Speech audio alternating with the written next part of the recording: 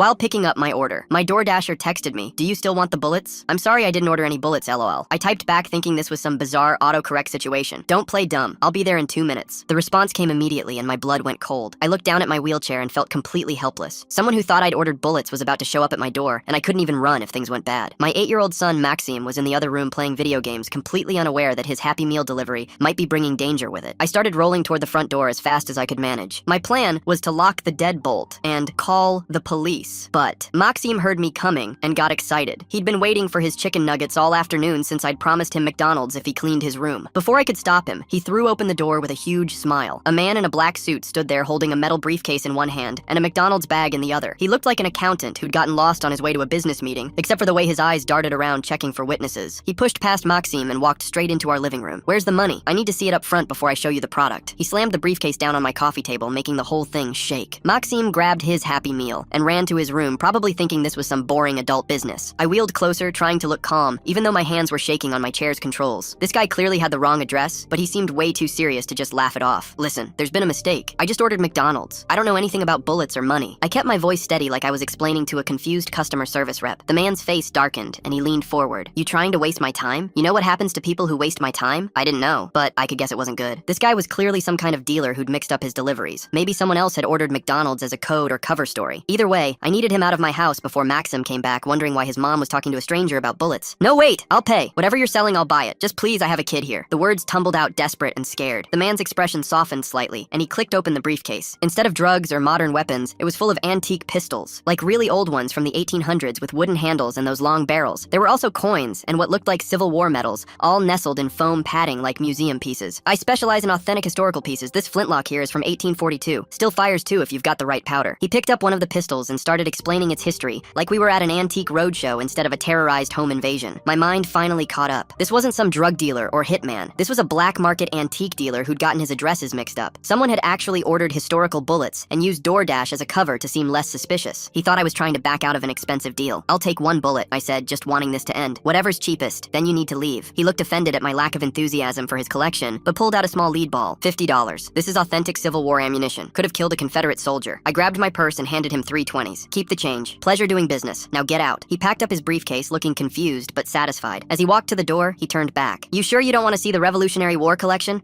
I've got musket balls that might have touched George Washington." "Get out!" I pointed at the door, and he finally got the message.